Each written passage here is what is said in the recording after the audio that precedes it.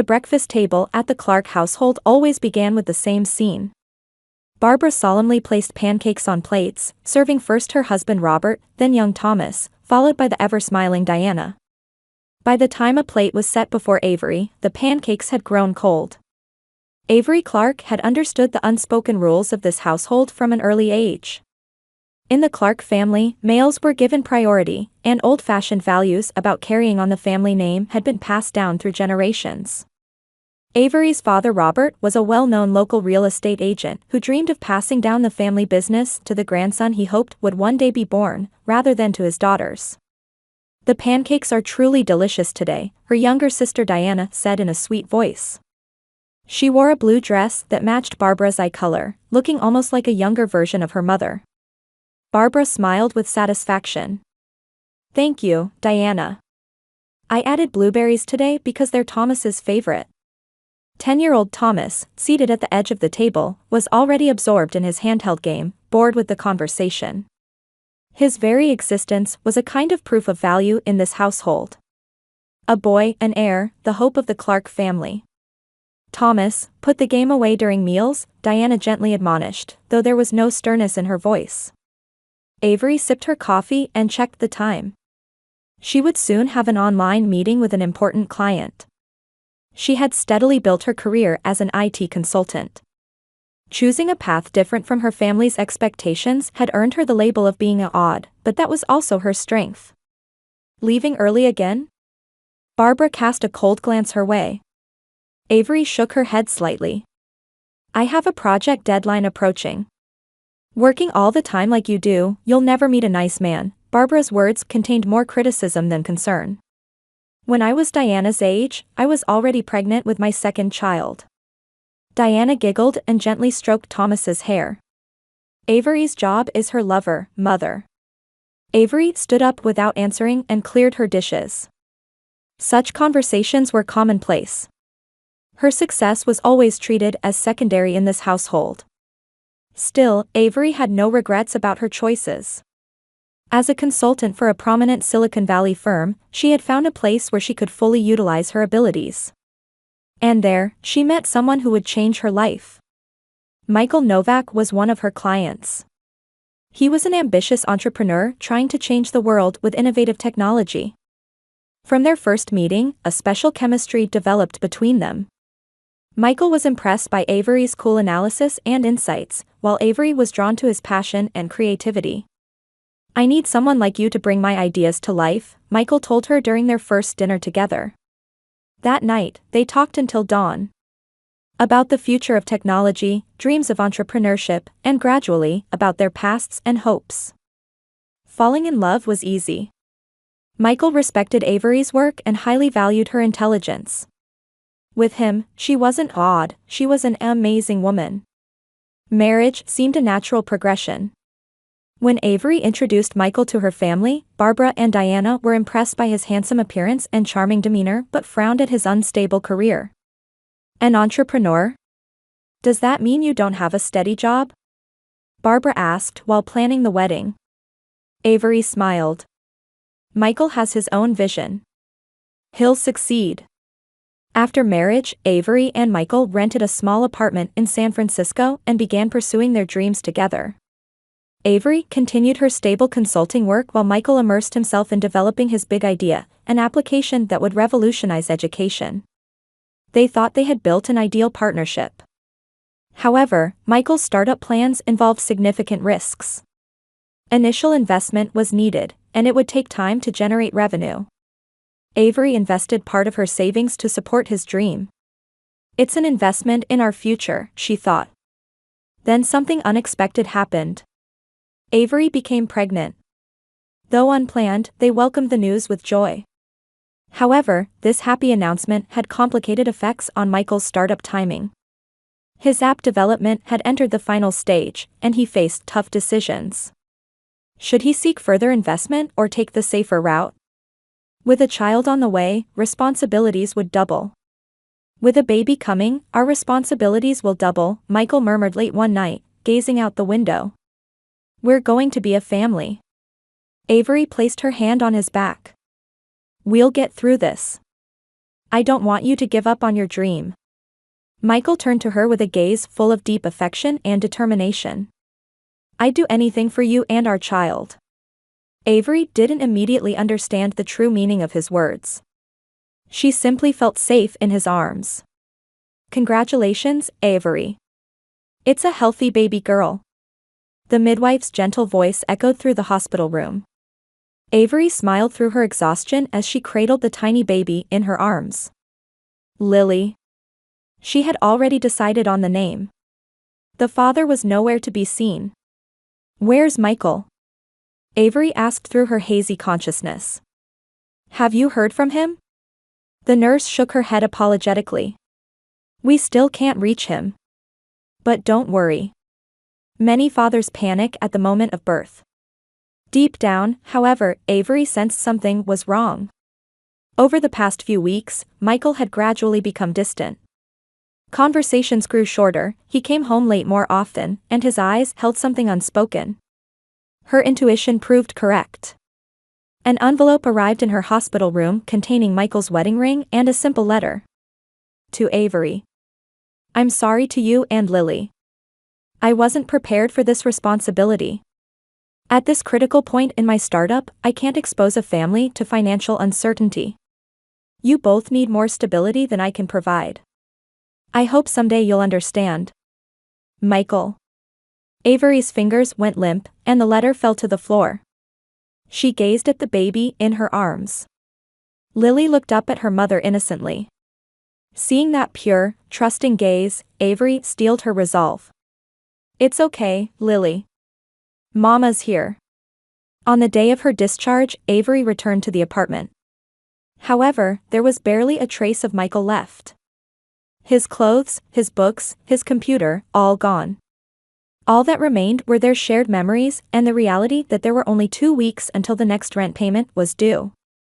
Avery calmly analyzed the situation. Her savings had been invested in Michael's startup, and she had no income since she had temporarily stopped working for the birth. The apartment rent was too expensive for her alone. There was essentially only one option: to rely on her family. The thought of returning to a childhood home that had never been particularly warm twisted her stomach. But for Lily's sake, she swallowed her pride. Mom, just for a while. Barbara's voice was cold on the other end of the phone. However, faced with the fact of a grandchild's birth, she reluctantly agreed. When Avery stood at her parents' doorstep, Lily was asleep against her chest. The door opened to reveal Barbara's stern face. Come in, Barbara said tersely. Her eyes moved from Avery's tired face to Lily. It's a girl, isn't it? Avery nodded. This is Lily. Would you like to hold her? Barbara took a step back. Later. Let me show you to your room first. Avery's former room had been turned into a storage space. Barbara moved a few boxes and said, this should be enough. There was no crib, so Avery would have to sleep with Lily in her bed. Where are Diana and Thomas? Avery asked.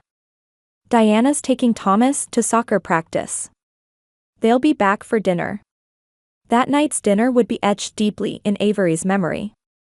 I never thought you'd actually come back, Diana said, tilting her wine glass. Especially in your situation. Avery continued eating silently, with Lily in her arms.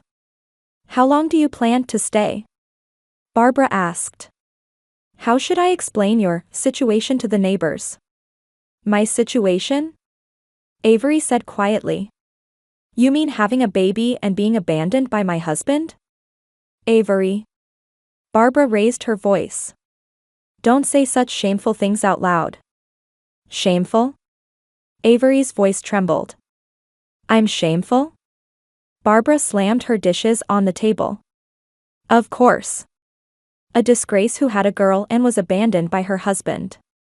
You've always been that way. Half-hearted in everything, always tarnishing the family reputation. Look at Diana. She's raised a fine boy and built a perfect family.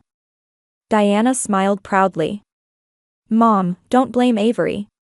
She tried. She just chose the wrong person. Avery stood up, shaking with anger and humiliation. Lily and I are leaving tomorrow. Leaving? Where will you go?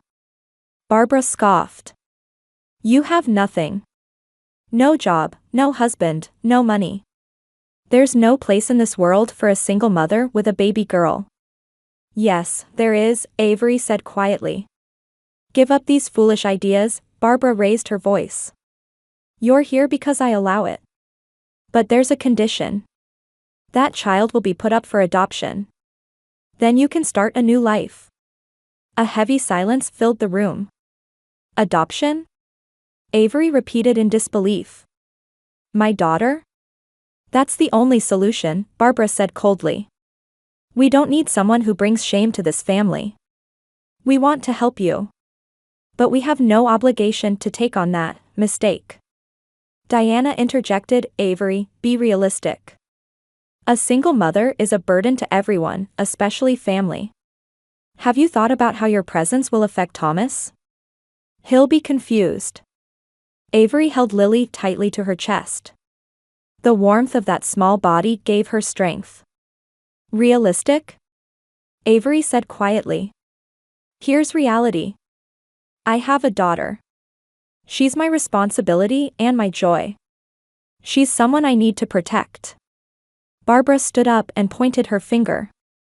If you won't give her up, then leave this house. You're disowned. You're no longer my daughter. Avery took a deep breath. Lily moved slightly in her arms. She looked at her daughter's face and for the first time in her life, understood what true love was. Unconditional, pure love. I understand, Avery said quietly. She stood up and left the room with Lily in her arms. There was no need to pack. All she truly needed was already in her arms. The next morning, Avery left the house with a bag containing only the bare essentials slung over her shoulder and Lily in her arms. In her pocket was a message from her college friend Sarah, I've started a small startup. We need someone with IT knowledge. Interested? Avery didn't look back. An uncertain future lay ahead, but one thing was certain, she and Lily were together. And that was everything. In a small apartment in the suburbs of San Francisco, Avery checked her appearance on her laptop screen. Her interview blouse was old, but she tried to make it look clean and presentable. In the next room, 3-month-old Lily was with a temporarily hired high school babysitter from the neighborhood. It's going to be okay, Avery reassured herself. This isn't my last chance. Sarah's face appeared on the Zoom screen. A friend from college days, now a woman entrepreneur trying to make her way in the tech industry. Avery. It's been a while.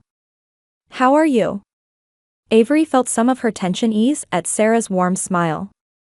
To be honest, it's been tough, Avery said with a tired smile. But I have to keep moving forward. Sarah's expression turned serious. Your skills are highly regarded in the industry. We're still a small startup, but your experience as an IT consultant is valuable, especially in educational technology. Educational tech? A momentary pain shot through Avery's heart.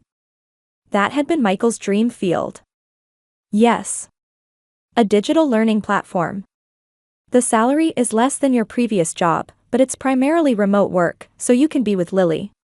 Avery looked out the window. She had few options. Her savings were running low, and the apartment rent was high. Besides, there seemed to be some meaning in the ironic fate of working in a field that competed with Michael's company. I'll take it, Avery said, looking at Sarah. When can I start? Even tomorrow, Sarah answered with a smile. We need a savior. Savior, it was ironic to be called that when she herself was seeking salvation. The first few months were a series of trials. During the day, she faced her computer, handled client meetings, and at night, she took care of Lily. Her small apartment was her office, nursery, and home. Sleep deprivation and financial anxiety became her daily reality. But Avery had strengths. She had always excelled at analyzing difficulties and finding solutions. She quickly established her role in Sarah's startup and focused on building relationships with clients. Your approach is fantastic, Sarah said in a phone call celebrating her first success. The client's feedback is excellent. Avery smiled. This is just the beginning. That was true. Avery continued working even after Lily fell asleep at night. She researched the educational app market and analyzed competitors' products. This included Michael's company. His startup seemed to be doing well. He was introduced in the media as a rising star in educational tech. Avery was hit with complex emotions when she saw those articles, but she quickly refocused on her own path. A year passed, and Sarah's company was gradually growing. Avery was no longer just a consultant but had become a project manager handling multiple clients. Her salary increased, allowing her to move to a larger apartment. One evening, Avery found Lily's sketchbook. Her daughter, now 18 months old, still had few words but showed a strong interest in colors and shapes. Her use of crayons went beyond typical infant scribbles. There was something special in her color combinations and shape arrangements. "This is amazing," Avery couldn't help saying aloud. Lily looked up at her mother and gave an innocent smile. "It's very beautiful," Avery hugged her daughter.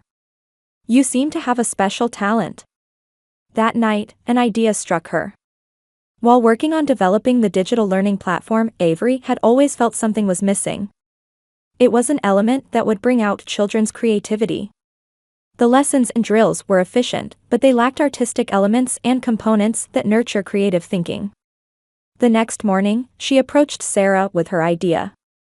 "I want to create an app that nurtures children's creativity. Something different from conventional educational apps, a fusion of art and learning." Sarah showed interest but was cautious. "That's an interesting concept. But market research and prototype development require resources."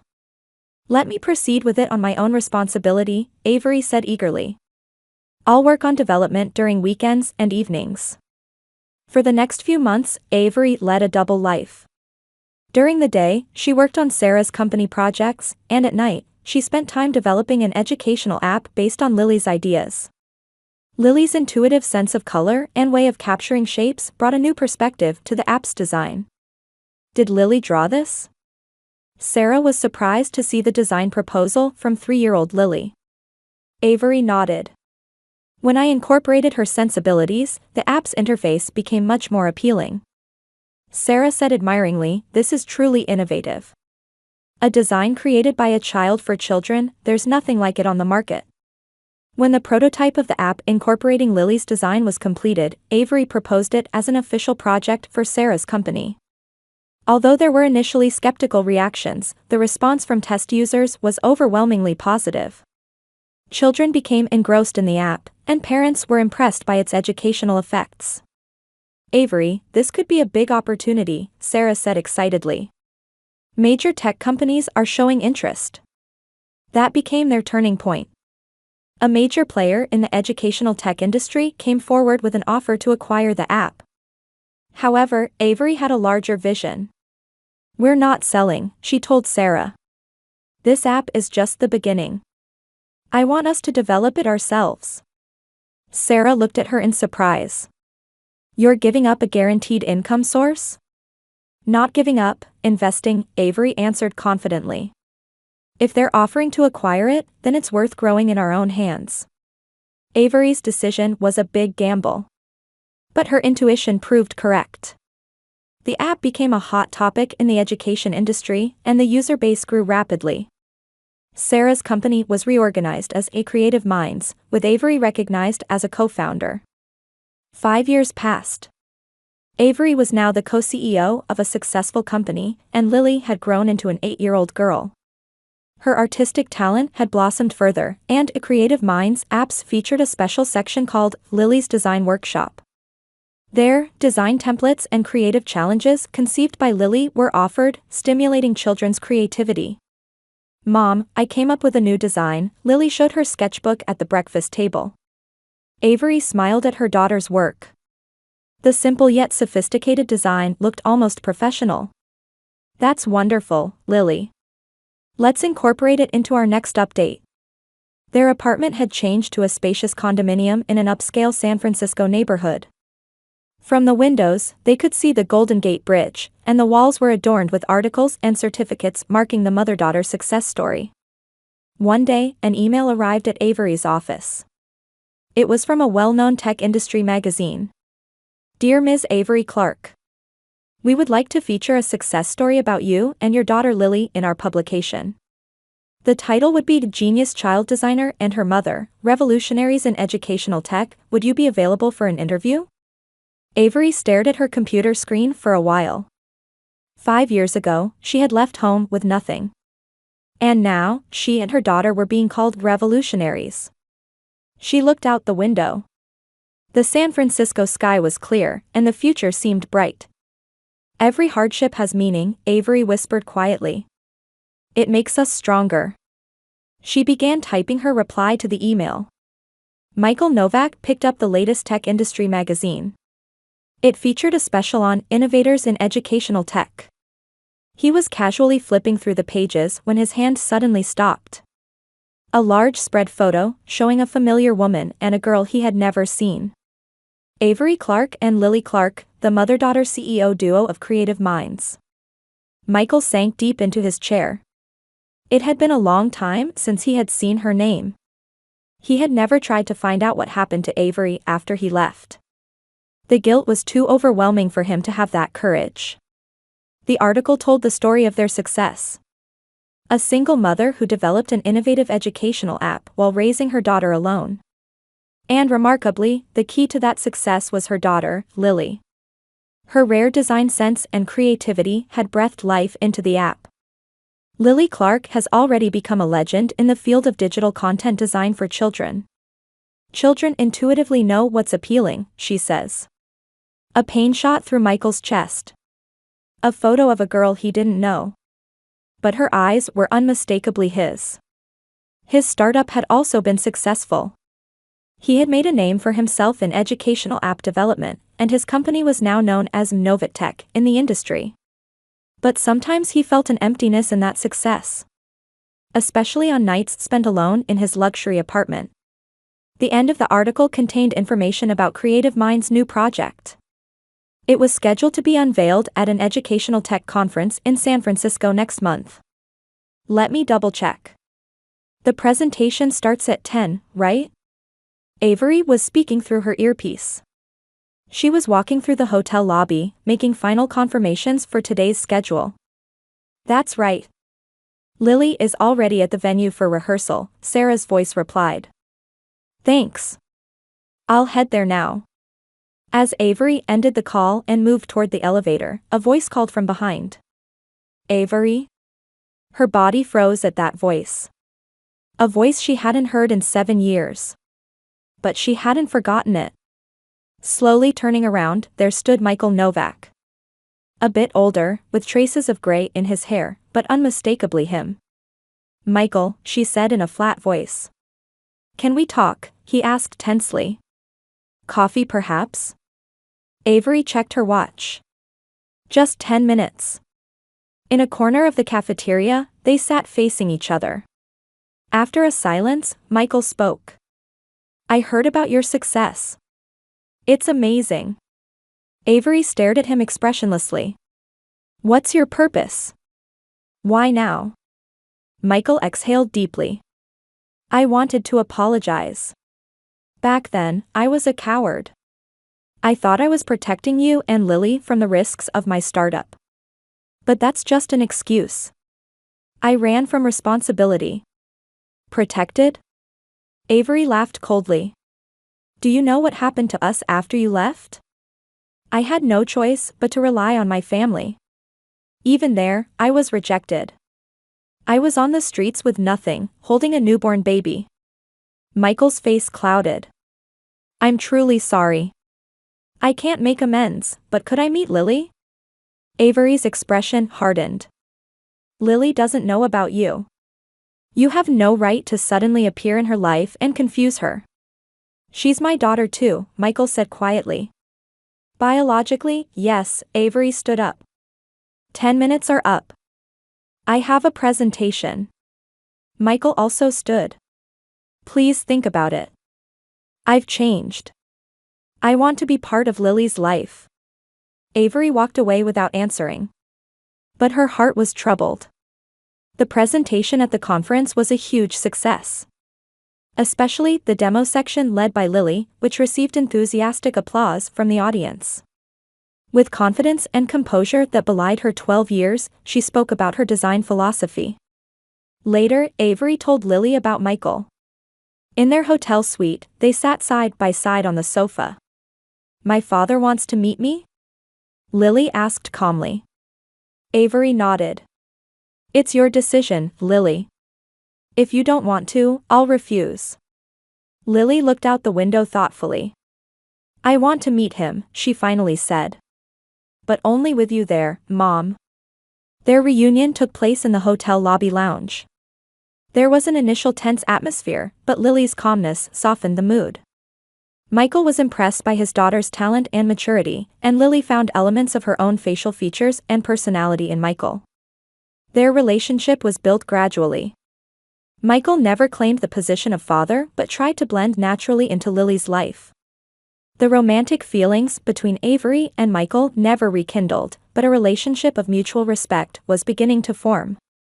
However, Avery's peaceful days began to crumble from another direction. A week after the conference, her smartphone rang with a call from an unfamiliar number. "Avery? Avery Clark?" The female voice was both familiar and uncomfortable. "Diana?" Avery said in surprise. "How did you get my number?" "I saw you in newspapers and online." Diana's voice had become softer than before. "Could we meet?" Avery hesitated. "Why now?" "I want to reconcile as family," Diana said. "Mother wants to see you too." The next day, Avery faced her sister for the first time in 7 years at a cafe in the San Francisco suburbs. Diana looked more worn than before.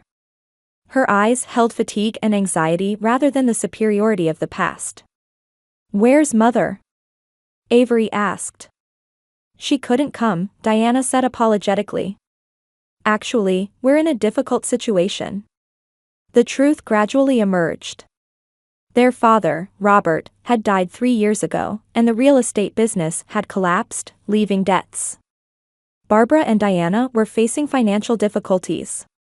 Furthermore, Diana's son Thomas was showing serious behavioral problems. He had avoided expulsion from school several times, but this time the situation was critical. "We need your help," Diana finally said clearly. "Mother said to ask you," even putting aside her pride. Avery laughed coldly. "You want money?" "Not just that," Diana quickly added. "Also about Thomas. You're an education expert, aren't you? We thought you might know how to help him." Avery stared at her coffee cup. Her heart was swirling with complex emotions. Vengeance, sympathy, and a strange sense of liberation. The reality that she was now in the superior position. "Let me meet Barbara and Thomas," Avery decided. "Then I'll make my judgment." 2 days later, Barbara, Diana, and Thomas visited Avery's condominium. Barbara had visibly aged, her former dignity subdued. Thomas had grown into a disgruntled 17-year-old who greeted her with few words. "Avery." Barbara's voice choked. "I'm glad to see you." Avery said, controlling her emotions. "Really?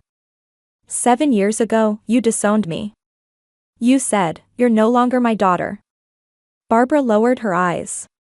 "I was wrong." "Me too," Diana added. "Back then, we were foolish." Lily entered the room.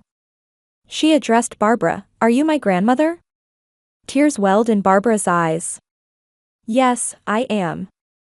Lily calmly looked at her. "Why did you throw my mom and me out?" A heavy silence filled the room. Avery placed her hand on Lily's shoulder and said quietly, "It's time for the truth." 2 years had passed since then. "Are you all right?" The doors open. Lily's voice startled Thomas, who turned around in surprise. At the Creative Minds studio, he had been intensely focused on 3D modeling. "Yes, I wanted to finish this design," Thomas said, a bit embarrassed. "It needs to be ready for next week's presentation." Lily laughed and sat next to him. Don't worry. With your talent, you'll be fine. Since that day when Avery confronted her family with the truth, new relationships had gradually been built. Avery decided to rebuild her relationship with Barbara and Diana on her own terms. Not unconditional forgiveness, but a new relationship based on mutual respect. She offered financial support, but with conditions. Barbara would abandon her old values and attend counseling. Diana would reconsider her approach to Thomas's education. The most surprising change appeared in Thomas. Starting as an intern at Avery and Lily's company, he began to develop hidden talents. His 3D modeling skills brought a new dimension to Creative Mind's new projects. I was wrong, Diana confessed to Avery one day. I always expected Thomas to be manly. I couldn't understand his creativity. She continued to work on repairing her relationship with her son. Barbara was changing too. Age and financial hardship had crushed her pride, but it was also the beginning of a new understanding.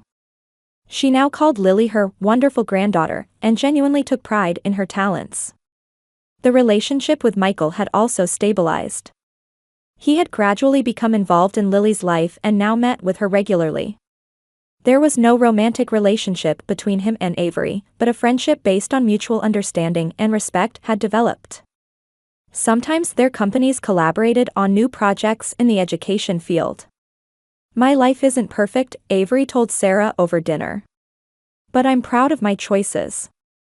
In the San Francisco twilight, Avery stood on her home balcony, gazing into the distance. From the living room came the laughter of Lily, Thomas, and Michael playing a new game. Tomorrow, Barbara and Diana would visit too. They weren't a perfect family, but the coldness and rejection of the past were gone. Avery took a deep breath. When she left home with nothing, she couldn't have imagined such a future awaiting her. Hardship, challenges, and finally reconciliation. Life was unpredictable. Mom, look. Lily ran onto the balcony with her tablet. Thomas and I created a new design. Avery smiled and hugged her daughter. Wonderful. You both have such talent. Her life had taken unexpected paths. But now, she was certain. Every hardship ultimately exists to make you stronger. And true family exists not in blood ties, but in relationships where people cherish and support each other.